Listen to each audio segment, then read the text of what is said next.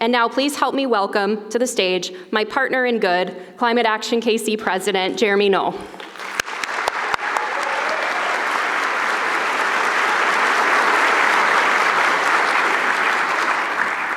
Good morning, everybody, or I should say good afternoon now. It's an honor to be here with you all today, and I want to start by echoing Hillary's acknowledgement of the wide range of people in the room. Each of you plays an important role in shaping your communities and our region. I want to start with something real. Some of us are carrying a sense of dread and frustration today. With the changes in Washington and daily news about attacks on the policies, agencies, and people at the center of protecting American health and climate justice, it's easy to feel like we're slipping backward, undoing hard-fought progress on climate policy. But I'm here today not to dwell in that fear, but to help us use it to fuel our commitment and resolve, to show you that while the challenges are serious, we are not powerless. In fact, the progress we've made globally, nationally, and here in Kansas City proves that we have more agency, tools, and momentum than we realize. And let's be honest with ourselves. Climate and environmental justice work can be really lonely. In many organizations and institutions, it's often one person leading the charge. But look around you today. These are your compatriots. These are your fellow champions. This room is full of people who believe in creating a better future for Kansas City and the world.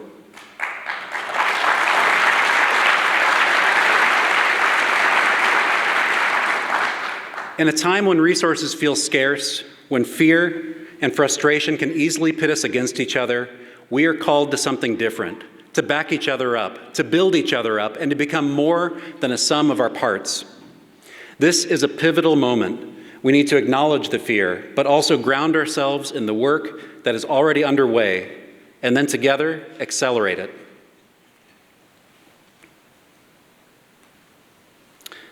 So for the benefit of any who are new to this conversation, I want to start by reviewing the state of global climate emissions and why this matters.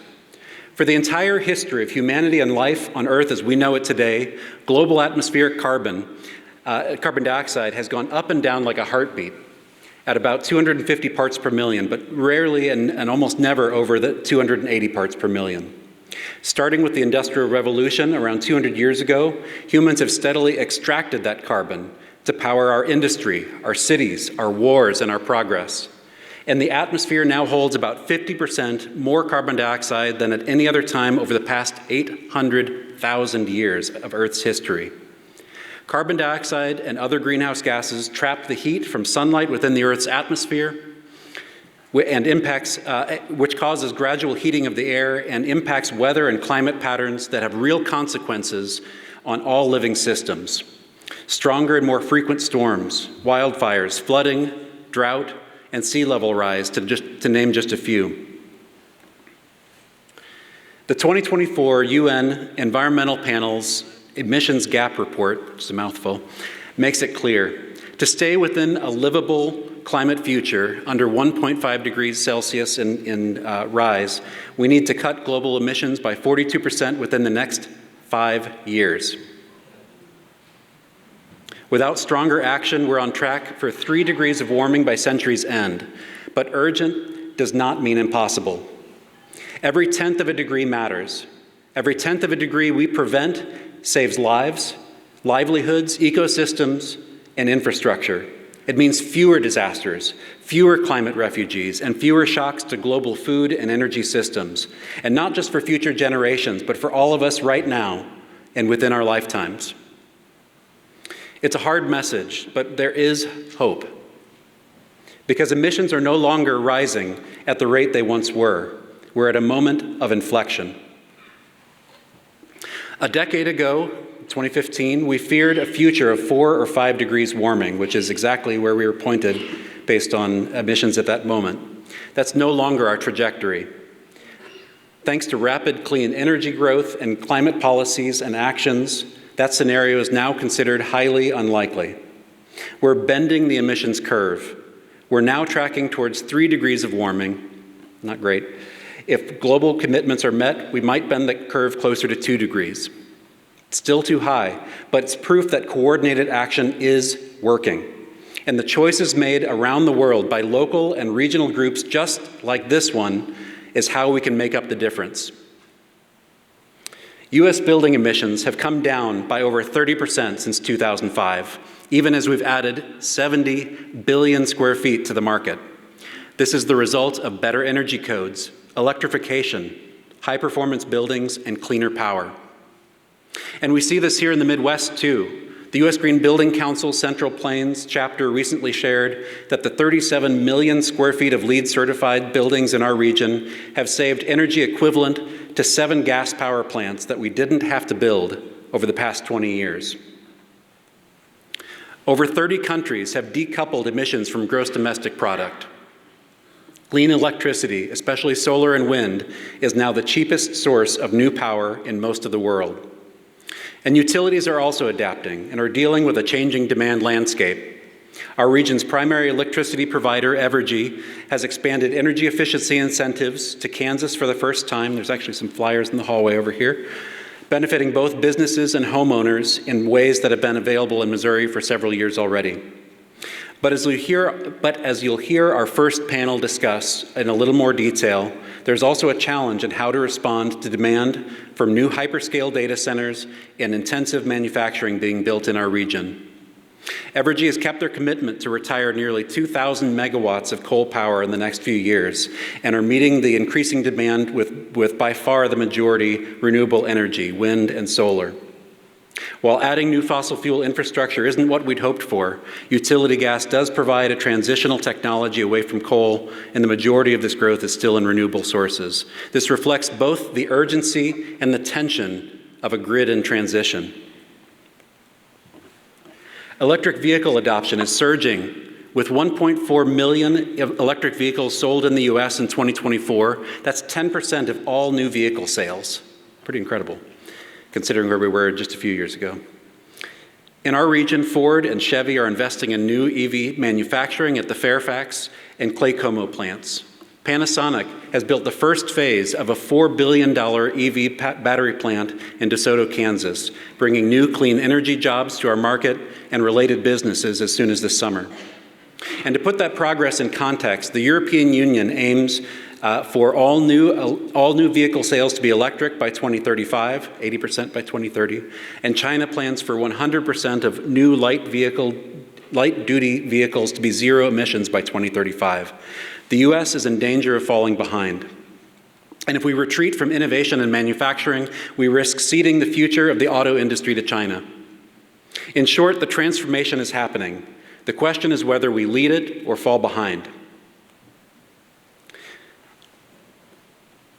Since Climate Action KC's founding in 2018, we have worked in close partnership with the Mid-America Regional Council to bring together community and business leaders, as well as hundreds of local elected officials in bipartisan partnership to create the Climate Action Playbook and the Regional Climate Action Plan. We completed the region's first greenhouse gas inventory and climate vulnerability assessment. We meet regularly with city councils and staff to learn where they're encountering roadblocks in adopting the principles in the Regional Action Plan, and to provide resources and education programs to help demystify the strategies that move us forward. The result of this effort is that municipalities across Kansas City are implementing solutions that make sense for local priorities. Kansas City, Missouri, and Johnson County earned LEED Gold for cities and communities, which operationalizes the measurement of progress. Projects like the Kansas City Airport and the KC Current Stadium used LEED certification and the Climate Action Plan to guide design and construction decisions. Infrastructure projects currently in design, like the South Loop Link and transformation studies for Highways 35 and 71, are using the plan to embed climate principles into the measures of success. On the materials side, the design and construction industry have worked through roundtables using large projects like the ones I just mentioned to transform the concrete industry in our region. According to Christy Martin with the Concrete Promotional Group, Kansas City concrete manufacturing cut its emissions footprint by 38% just last year. What we learned, that's pretty incredible, really incredible.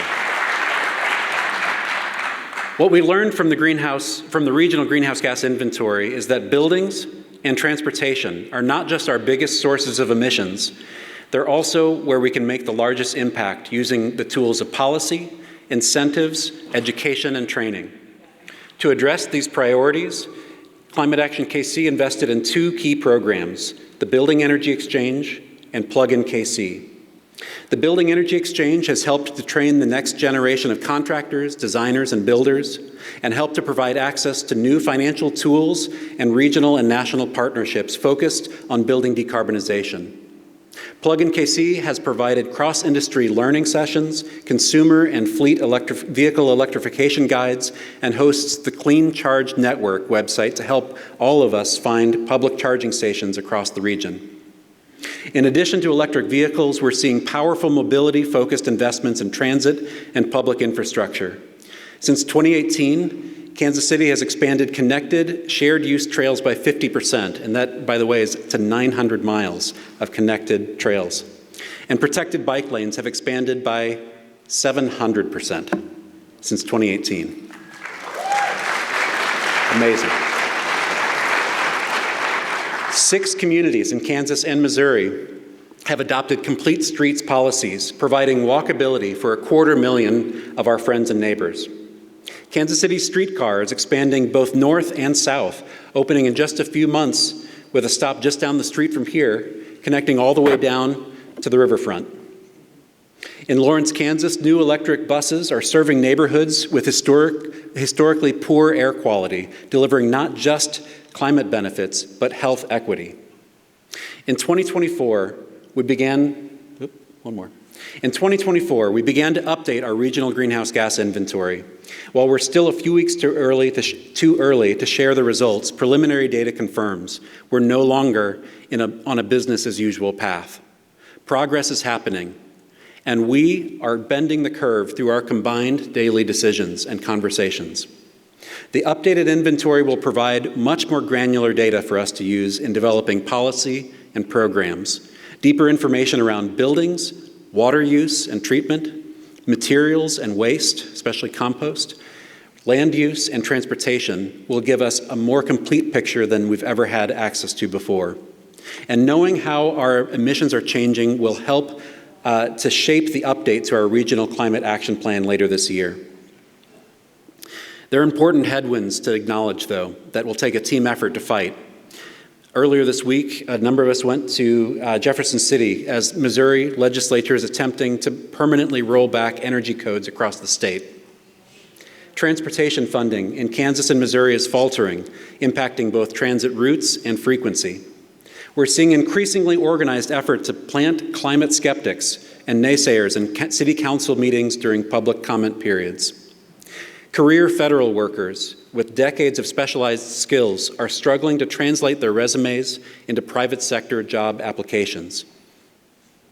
These are just a few of the critical opportunities for collaborative action. Every one of you can use your voice as a resident, as a business owner, as a student, and even as a politician, to champion a future where everyone can live in a healthy, resilient, and just community. The arc of progress doesn't just happen in UN Assembly meetings or in the policies, good or bad, coming from Washington, D.C.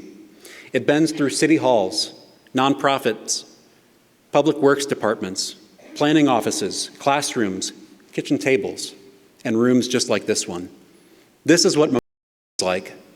This is what agency feels like. Let's get going. Thank you.